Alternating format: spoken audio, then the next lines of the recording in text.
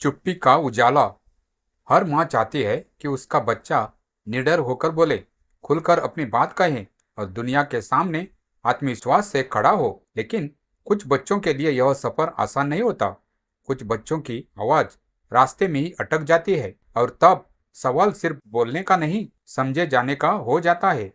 10 साल की अनु ऐसी ही एक बच्ची है। अनु बोलते समय अकलाती है। शब्द उसके मन में तो पूरी तरह से साफ होते हैं, लेकिन जुबान तक पहुंचते पहुंचते लड़खड़ा जाते हैं। स्कूल में यह लड़खड़ाहट अक्सर मजाक बन जाती है। बच्चे उसकी नकल करते हैं, अधूरे वाक्य पर हंसते हैं।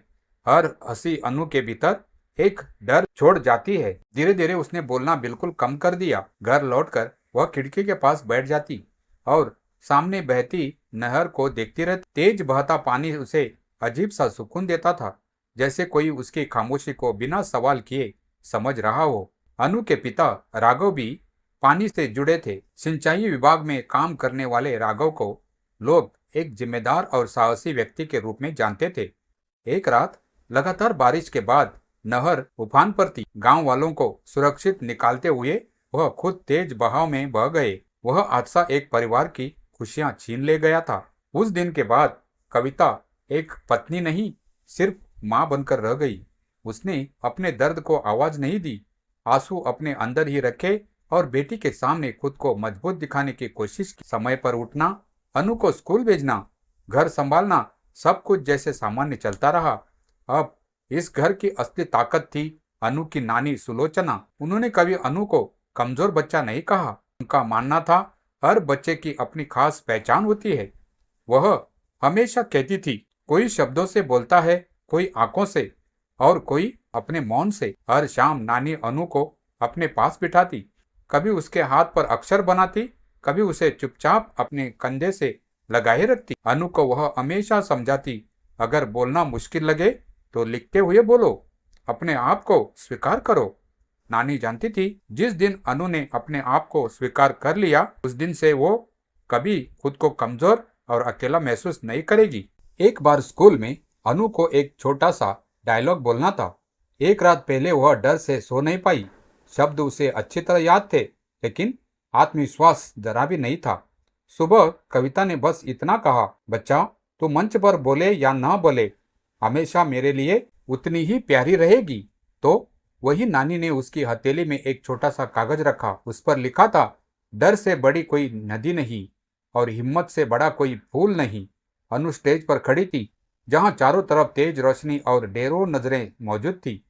उसने बोलने की कोशिश की, शब्द फिर अटक गए, लेकिन इस बार वह रुकी नहीं। उसने वही कागज निकाला और पढ़ने लगी। आवाज पूरी तरह साफ नहीं थी, लेकिन भाव सच्चे थे। हॉल में सन्नाटा छा गया, ऐसा सन्नाटा जिसमें मजाक नहीं, कुछ नाजुक से एहसास छुपे हुए थे। उस दिन अनु ने पूरा डायलॉग नहीं बोला, लेकिन एक खास बात हुई। उसने खुद को छोटा भी महसूस नहीं किया। शाम को वह फिर नहर के पास गई। पानी आज भी तेज बह रहा था, लेकिन अब डरावना नहीं लगा। उसके मन में माँ और नानी के कहे प्यार भरे शब्द गूंजने लगे। पहली बार उसने खुद से बिना रुके कहा, मैं जैसी हूँ ठीक हूँ। उस वाक्य के साथ जैसे अनु के भीतर कोई गांठ खुल गई। मैं जैसी हूँ ठीक हूँ, यह वाक्य उसने जोर से नहीं कहा था, लेकिन उसके भीतर पहली बार बिना अटके गूंजा था।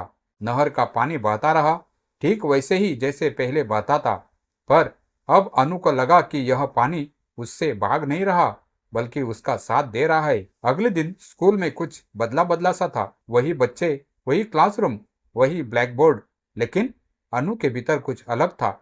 जब टीचर ने सवाल पूछा तो उसने हाथ नहीं उठाया, मगर नजरें भी नहीं झुकाई। उसकी कॉपी में शब्द साफ साफ उभर रहे थे। उसने जवाब लिख दिया।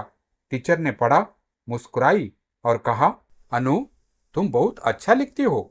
यह पहली बार था जब क्लास में उसके नाम के साथ अच्छा शब्द जुड़ा था। मजाक करने वाले बच्चे चुप थे, शायद उन्हें भी समझ आ गया था हर आवाज जुबान से ही नहीं निकलती। धीरे धीरे अनु ने अपनी दुनिया बनाई। उसने एक छोटी डायरी रखनी शुरू की। उसमें वह सब लिखती जो बोलते समय अटक जाता था।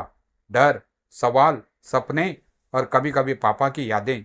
पानी, फूल, नहर, ये सब उसकी कहानियों में बार बार आते। नानी उसकी लिखावट देखती और कहती, देखा तेरी खामोशी कितनी बोलती है। एक दिन स्कूल में लेखन प्रतियोगिता हुई।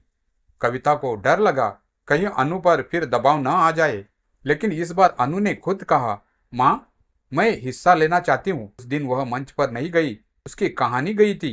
जब टीचर ने उसका नाम लेकर कहानी पढ़ी, नहर, बहाव, डर और फूल की कहानी, तो पूरा हॉल तालियों से भर गया। अनु ने तालियां सुनी। उसकी सांस थोड़ी तेज थी, शब्द अब भी जुबान पर लड़खड़ाते थे, लेकिन दिल मजबूत था। शाम को घर लौटकर उसने नानी का हाथ पकड़ा और धीरे धीरे रुक रुक कर कहा, नानी, मैं लिखकर बोल सकती हूँ। नानी की आंखें भर आई। उन्होंने अनु को गले लगा लिया। बस यही तो चाहिए था बच्ची, अपनी राह पहचान लेना। उस रात कविता ने पहली बार पति की तस्वीर के सामने रोते हुए नहीं, मुस्कुराते हुए दिया जलाया। उसे लगा राघव कहीं न कहीं यह देख रहा होगा, उसकी बेटी डर के बीच अपना फूल बना रही है। अनु आज भी हकलाती है, शब्द आज भी कभी कभी अटक जाते हैं, लेकिन अब वह चुप नहीं होती।